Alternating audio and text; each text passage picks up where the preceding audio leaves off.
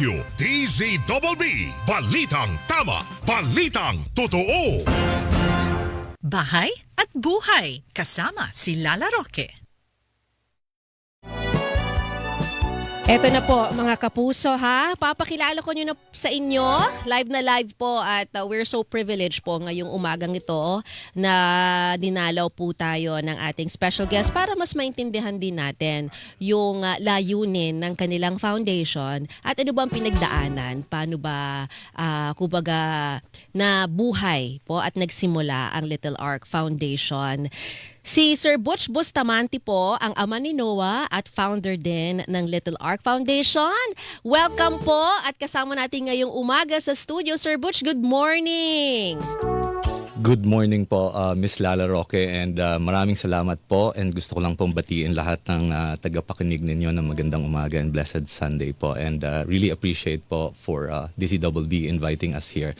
This is our first radio interview po for Little Ark Foundation. Uy, salamat so, such a privilege po. Maraming salamat sa pagpapaunlak. At alam ko hindi itong huli. Thank you. Dahil talagang yun ang goal natin. Marami tayong ma-inspire at mas maraming makaalam din ng inyong storya at ng Little Ark Foundation, ng inyong talagang layunin dito at objective. Di ba? Sige, unahin po muna natin. Pakikwento po muna, Daddy Butch. Paano ba nalaman anong edad ni Noah nung nagkasakit siya? At alam ko nakabase na kayo noon sa Amerika, tama? Yes, actually Okay. si Noah is nasa US pa rin siya, sa okay. LA siya. Actually graduating siya ng middle school Pero next month. So I'll be going there next month, so May 13. So nag-start yung journey namin ni Noah nung 2 years old pa lang siya. Okay. Routine blood check lang, nagkaroon siya ng lagnat, dinala sa doktor. And then we found out na mababa yung kanyang platelet. So Okay. dinala agad siya sa ER, sinalina ng dugo. And then since then, inumpisa na siyang i-observe ng doctors kasi hindi tumataas yung kanyang white platelet. White platelet, ito yung nagkaklat ng ating dugo. So pag nasugatan ka, siya yung nag-i-stop para hindi tuloy-tuloy. So si Noah, pag nasugatan siya, tuloy-tuloy lang yung dugo. So kailangan 2 years old siya. 2 years old pa lang siya noon. So at that time, asymptomatic naman siya. Hindi siya nagpapakita ng mga simptomas. So ang hope ng mga doctors is hopefully this is something na medyo ma-outgrow ni Noah. Okay. But then nung nag 5 years old na siya, doon na nag-start din bumaba yung kanyang yung hemoglobin. Ang hemoglobin is siya yung nagdadala ng oxygen sa ating katawan. So yun, pag bumaba yun, kailangan mo na mag-blood transfusion. So nag-start na siya mag-blood transfusion. Siguro nag-start na mga every 3 months mag-blood transfuse. Tapos bumaba siya mga hanggang every 6 weeks na. Okay. And then a year later, nung 6 years old na siya, yung white blood naman yung kanyang bumaba. So that was the time when the doctor sinabi na sa amin na yung kanyang diagnosis is a plastic anemia. A plastic anemia is a bone marrow failure. So, bali, siya yung factory ng dugo and yung bone marrow ni Noah is nag-stop siya Okay, teka lang ho, mag-produce ng singit ko dugo. lang. So yan, kinuwento nyo yung mga sa blood kasi nagpa-lab test kayo. Pero sa physical na itsura ni Noah noon, active baby ba siya o bata? Sabi nyo kasi kanina asymptomatic. So parang normal na bata lang? Normal na bata naman siya pero madalas siya magkapasa. So yun ang Yes. isa. Kasi baka po may mga magulang sa atin ngayon para makita rin nila, bantayan nila. Yes. Hindi siya nabubunggo, pero nagkakapasa. Mabilis siya magkapasa. So kaya hindi siya masyadong napapalo. No, Bawal. Bawal. Palo. Okay. So yun yung isa na nakita nyo yon at the age 5 years old. 2 years old nag-start yung kanyang low meron platelet. na So from 2 years old to 5 years old, dun siya madalas magkapasa. So yun lang yung pinaka-immediate na nakita nyong simptomas. Yes. So nung 6 years old na siya, sinabi na ng doctor na kailangan na natin magkaroon ng intervention, and yung sinuggest nila is the bone marrow transplant. So pumayag kami kasi yun daw yung best course of action sa kanyang diagnosis. So nagpalista siya sa bone marrow registry sa US, and fortunately merong anonymous donor that came forward Bless na hanggang you. ngayon hindi namin kilala yung donor, and at that time ang alam lang namin is 27-year-old male. And then so tumira kami sa hospital for a month during nung bone marrow transplant. We stayed there, and then after that, sabi ng doctor, since kasi naka-based kami sa New Jersey, and yung hospital niya is in Philadelphia, which is an hour and a half away sa bahay namin. So after ng transplant, ang sabi ng doctor, you have to stay at least 1 hour ng hospital kasi if in case mag-fail yung transplant, kailangan nasa emergency room agad para ma-administer yung treatment. So doon kami tumira sa Ronald McDonald House sa Philadelphia. So, Kasi yun- nag-apply din kayo doon ng parang ano ba yun, charity? Or Yes, ano? it's a foundation and actually yung doctors din yung nag-refer sa amin. So ganun din yung ginagawa nila. Transient home, tapos libre yung it's a hotel Oo. na libre lang, tapos yung pagkain libre din. Tapos yung transportation from the transient house to the hospital, you know, every So wala 30 kayong minutes. ginastos, technically? Sa transient home wala, and Wala. sa Sa pagdating hospital. sa hospital naman, since may private insurance naman kami, siguro yung ginastos lang namin is about mga $2,000 to $3,000. Pero yung total bill namin was $752,000 yata. Magkano yung- sa pesos yun? Yeah, malaki. Milyon-milyon yun. Milyon talaga. So, parang kung wala kang ganyan, kung wala kang tutulong, walang foundation, walang, di ba, trabaho, iisipin mo paano, Yes, papagamot mo pa ba yes. yung anak ko. At ito, nataon, nasa Amerika kayo. Nasa US kami, yes. Oo. And Paano ngayon, di ba, kung mga nandito sa Pilipinas, meron ba kayong update pag ganyang nagkasakit ng bata na same as Noah's, magkano ang gastos? So yung aplastic anemia dito, so ang National Children's Hospital, they will start bone marrow transplant sa 2028, yun yung kanilang plano. And nag-start na sila mag-usap kung paano yung gagawin nila, nagbe-benchmark na rin sila sa ibang hospital, sa NKTI.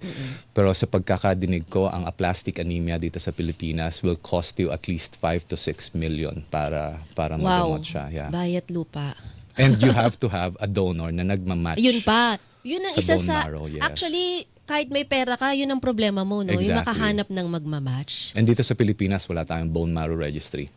Yun na nga. So, Ilang taon na si Noah ngayon? Noah is 14 years old 14 now. years old. At Yes. kamusta? He's doing very good. Yeah, actually, babalik siya dito sa Pilipinas para magbakasyon during summer sa June. Oo. So, yun. So, he's cancer-free. Wala na siyang my aplastic God. anemia, wala na. So, since nag-transplant siya, regular na lahat, wala nang limitations, wala nang mga restrictions. So, physical activity, Yep. okay. Okay na Talagang siya. teenager Yes, si Noah yes. ngayon. Parang hindi na pagdaanan yung dati. Nakakatuwa na success story to. Right, At talagang very inspiring. Pero sabi niyo nasa Amerika na kayo Bakit ho kayo ngayon nasa Pilipinas at ginawa niyo tinayo niyo yung Little Ark? Ba't bumalik? Siguro tinatanong niyo ba't bumalik pa siya sa Pilipinas? Right, yeah. Diba, Sir Butch? Actually, nung journey namin na yun, yung family namin decided to come back sa Pilipinas kasi it's very difficult process yung nangyari sa amin nung panahon na yun na parang ang hirap-hirap dumaan sa mga ganong proseso na malayo ka sa family mo. So that's why,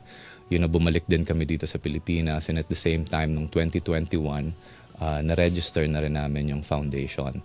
And one thing, Lala, na-realize ko, na nakita ako dito kasi nagre-research ako kung ano yung mga programs na dapat namin gawin. One thing that I found out is dito sa atin sa Pilipinas, 80% ng mga pediatric cancer dito sa atin is they just abandon their treatment. Not because the treatment is not available, kasi kagaya po sa NCH, lahat po doon libre. Consult, treatment, at yung mga gamot po, binibigay po nila yon. However, yung problema lang po talaga is anything Na outside hindi of the sako. hospital is you have to pay na po. Mahal. Yes, yung pamasahe, paano ako pupunta sa hospital, saan ako matutulog, At regular. anong kakainin ko pagdating ko sa hospital. Lalo na kung taga-probinsya, no? Exactly po. So dati, before Little Ark, most ng mga patients po na nakatira sa outside of Metro Manila, dun lang sila natutulog sa labas, sa E. Rodriguez po, sa may karton. And right now, na-eliminate na po natin yon. So what we do is mga 2 p.m. po, ang nagre-refer po ng mga pasyente sa Little Ark is National Children's Hospital. Okay. Sila yung so may nagsasab- partnership kayo with Yes, National yes. Children's We've been Hospital. in partner with them for 2 years. And up to now, sa ngayon po, wala pa kaming ibang partners na ibang hospital kasi yung aming funding is limited pa rin naman po. Okay. So 2 p.m., mga 2 to 3 p.m., magte-text po sila sa amin na Little Ark, ito po yung mga matutulog sa inyo ngayong araw na to, gabi na to. And then 5 o'clock, we would come in and then pick them up. Tapos dadalhin po namin sila sa aming bahay, doon sila maliligo, kakain ng dinner. Pagdating po nila doon, luto na rin yung dinner. Meron pong ano. And then after that, mga 8:45 po, nagdadasal na kami ng sabay-sabay before going to bed para may konting reflection po tayo din ng pasasalamat sa Diyos. And then 9 p.m. po, tulog na. And then the following day, gising po sila ng mga 5:30, 6 a.m. Kain na po sila ng breakfast. And then ihahatid na po namin ulit sila sa sa ospital para matuloy-tuloy po nila yung kanilang treatment. So kung kailangan magstay ng 3 days, 4 days, ganun lang ho, balik-balik. Yes. So right now, meron po kaming mga 145 patients na naka-enroll sa aming foundations. And ganun po yung nangyayari. Every time na may treatment po sila, usually dumarating po sila the day off or the day before ng kanilang treatment. Tapos gagawin po nila yung kanilang cycle, and then after that po, minsan 1 week, minsan 3 days, and then uwi na po sila. So we have patients from Bacolod, marami po kaming taga Samar, meron din mga taga Cebu, Mindanao po. So mga ganun po. So usually ano yan, yung companion ng bata, isa, dalawa? Isa lang po. Isa lang po talaga dahil per bata. very limited pa kasi talaga yung aming resources kasi Little Ark is not really a big plan. Like Ano po to? Bahay bahay na ito, and this is the kinonvert third nyo house na nilipatan namin. So again, si Little Ark hindi naman siya yung malaking plano talaga na ito yung strategies namin for the next 5 or 10 years. We just started, nag-rent lang po ako ng isang maliit na kwarto sa may SM Santa Mesa sa tabi po nun sa Dormtel na may kakayanan na mag-house ng 8 tao, 4 na pasyente and 4 na carer. Okay. And then we realized na sobrang liit nung space, At kailangan ng mas malaki. nangangailangan. So lumipat kami na Okay. may capacity ng 16 naman. Okay. And then ganun din po, marami pa rin naiiwan. So right now we moved to like a 40 people capacity po. Pero nililimit lang po namin siya ngayon to 12 patients, which is 24 kasi +1 po palagi.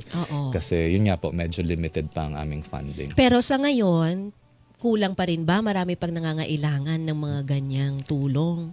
Yes. Kasi ilan ang nire-refer ni National Children's Hospital sa inyo in a day. Paano kung sobra? Ang Yun po. kailangan nyo 12 patients. Paano po yun napipili? And yun po, yung burden na yon is since sila yung namimili, yung National Children's. Okay. And I witnessed that na siguro mga 3 or 4 times nandun ako habang namimili yung mga nurses kung sino.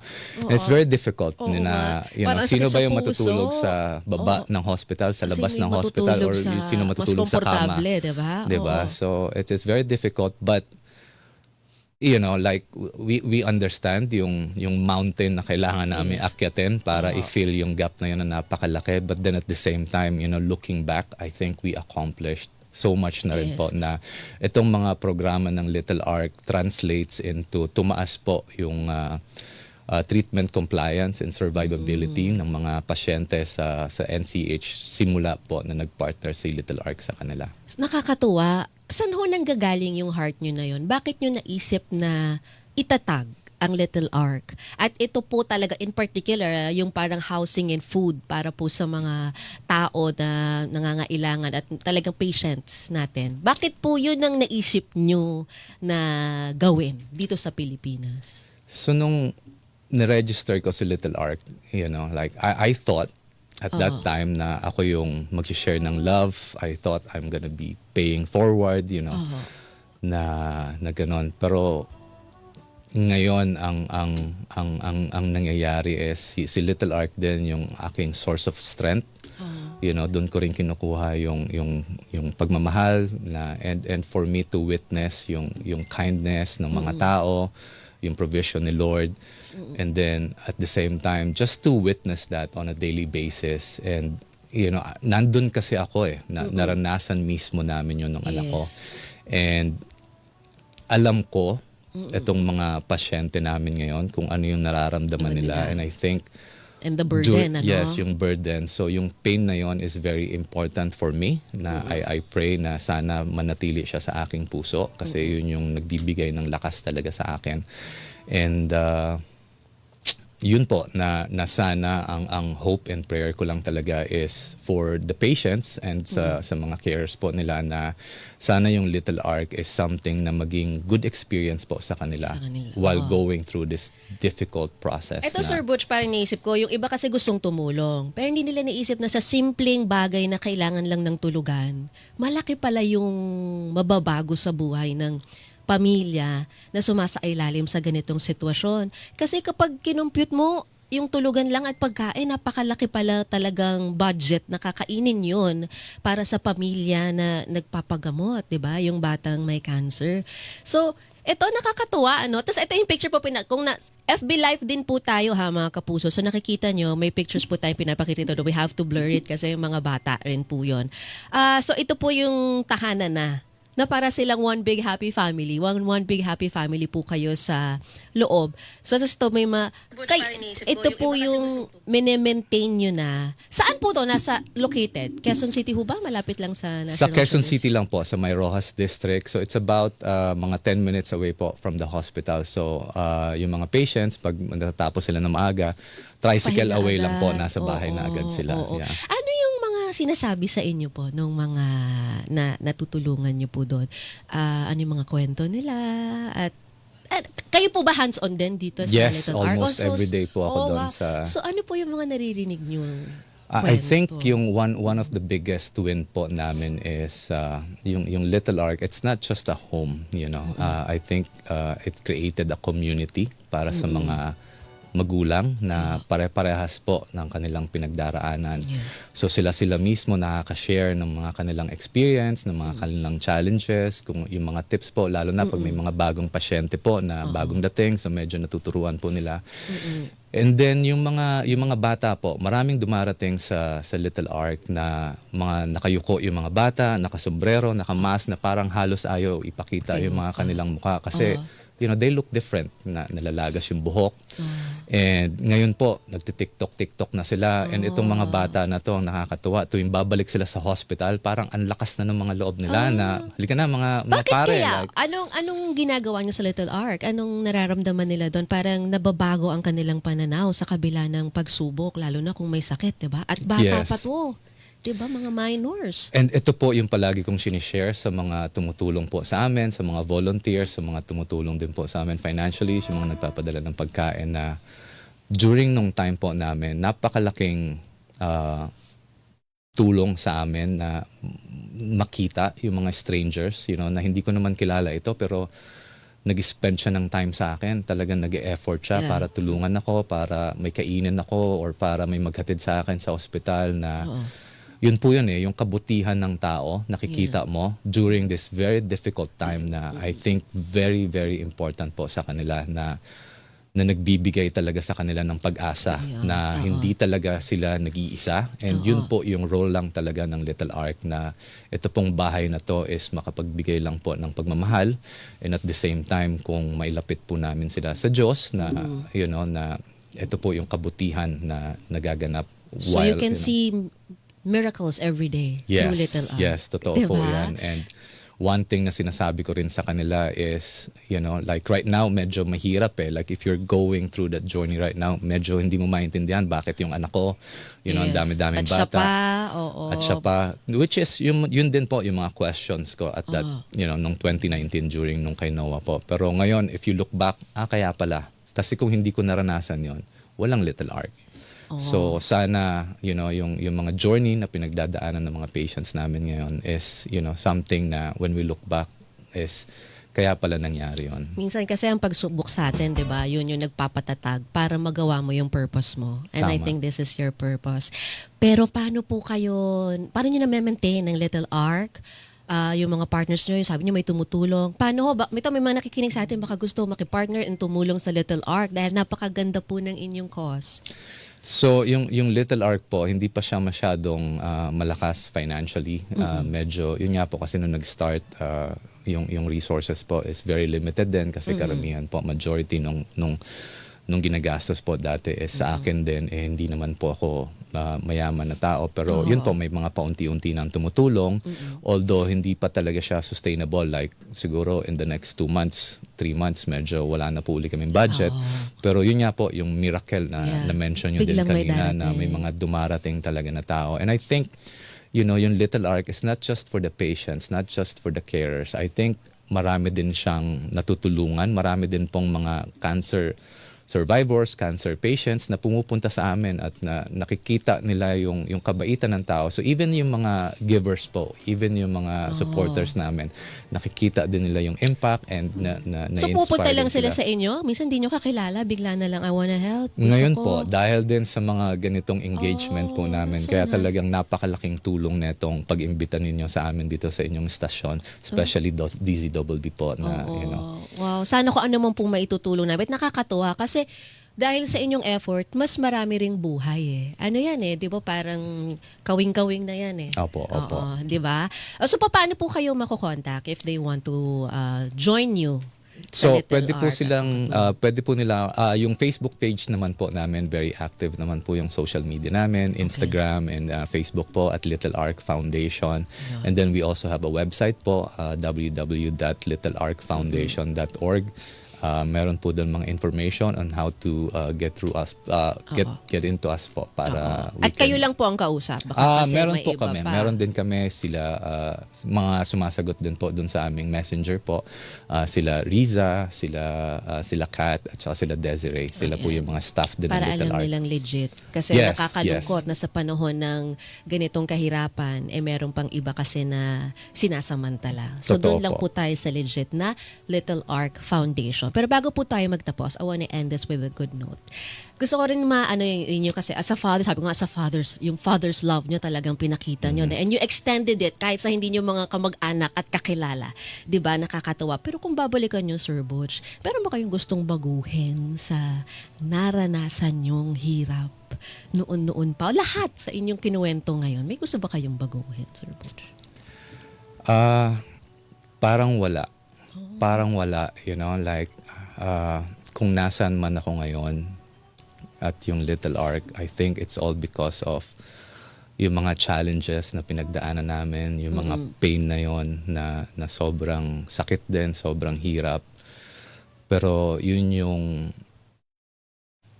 parang doon kami lalong, ako especially, napalapit sa Diyos, and at the same time, nagkaroon ng opportunity para to be more patient, Yes. to be more loving, Yes. and para maramdaman ko talaga yung mga pinagdaraanan din ng ating mga pasyente at magulang sa Little Ark. So yun po.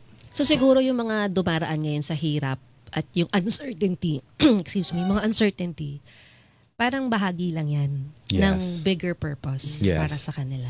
And yun Just din like po, your story, no? And Noah's. yes.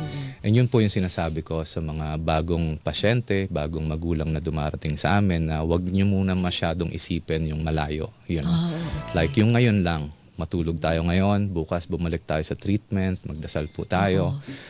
Kasi minsan, Oh, kasi it's minsan, di ba, overwhelming eh, hindi na- ba yung sinasabi ng iba na you have to plan ahead. Kailangan may Yes. plan A, B, C, D ka.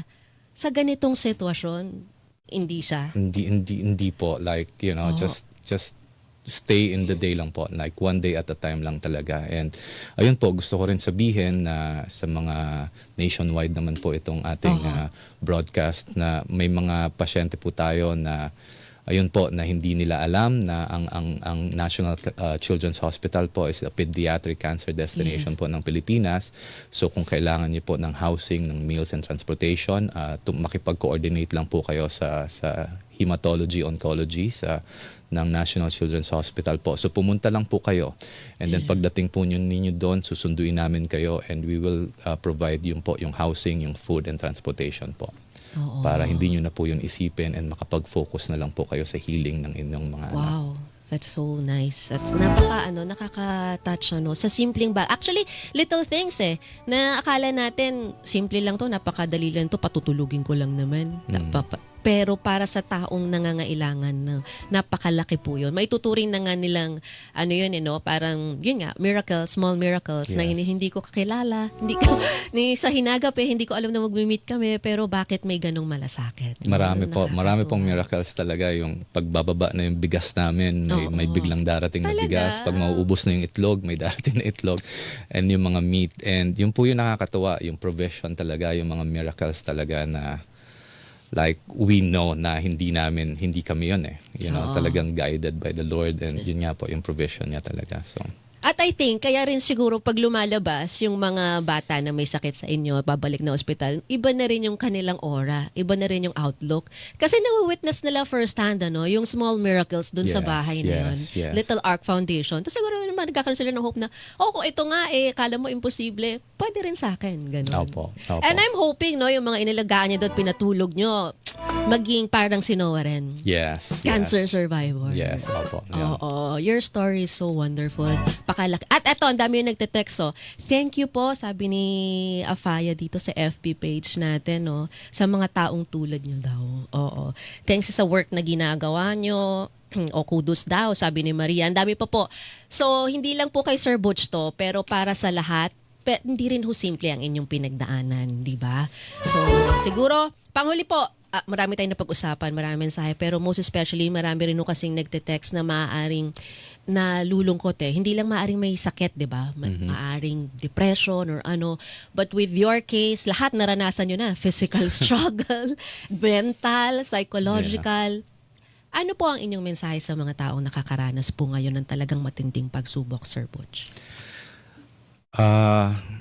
Siguro po, wag nating pilitin intindihin kung bakit nangyayari yung mga nangyayari sa buhay natin. Kadalasan po, it would take time talaga bago natin sila maintindihan. I think one of the very important po na gawin natin is yung faith po natin kay Lord, na siya po talaga yung nakakaintindi, siya talaga yung, if He allows it, na it should be for the good po. So, ayun lang po, wag masyado tayong mag-advance yung utak natin, stay in the present, and gawin lang po natin kung ano yung mga kakayanan natin, maging tapat lang po tayo sa isa't isa, maging mapagmahal tayo, and yun po, gawin natin na tulungan po ang bawat isa. And I think one of yung favorite quote ko po talaga is, like everybody is going through something that we know nothing about. So let's just be kind po talaga sa bawat isa. Yun Let's po. be kind to everybody. At minsan di natin naiintindihan ang mga bagay. Pero kalaunan, kung talagang mananatili lang tayong faithful, at mabait nga, kind to everybody, at sinusunod lang ang nararapat, Yes. maintindihan yes. din natin. Kagaya po na nangyari sa journey nyo, Sir Butch. Opo. Thank you so much for sharing your story to us. Sobrang inspiring po ngayong umagang ito. May konting luha, pero this is happy tears, no? Dahil nakakatuwa at ngayon, kayo naman po ang tumutulong sa iba na nangangailangan. Once again, Sir Butch, salamat po, Sir Butch Bustamante po, ati pong nakasama ngayong umagang ito, ama po ni Noah, isang cancer survivor at founder ng Little Ark Foundation. Mga kapuso, sana po ay gumaan, na-inspire at gumanda rin po ang inyong pananaw sa buhay ngayong umagang ito. Kagaya po ng naramdaman po. At sa susunod na linggo, huwag niyo po akong iiwan, ha? Kita-kita pa rin po tayo. Oras natin 8:45 hanggang 9:30 ng umaga. At sa ngayon, ay makinig din po muna tayo sa inspiring stories po at salita mula naman sa programa ng MX3. Muli, ako po si Lala Roque. Lord, love you! Mga kapuso, ang Super Radio po, walang kinikilingan, walang pinoprotektahan. Noon at ngayon, serbisyong totoo. Ito po ang... Bahay at buhay kasama si Lala Roque.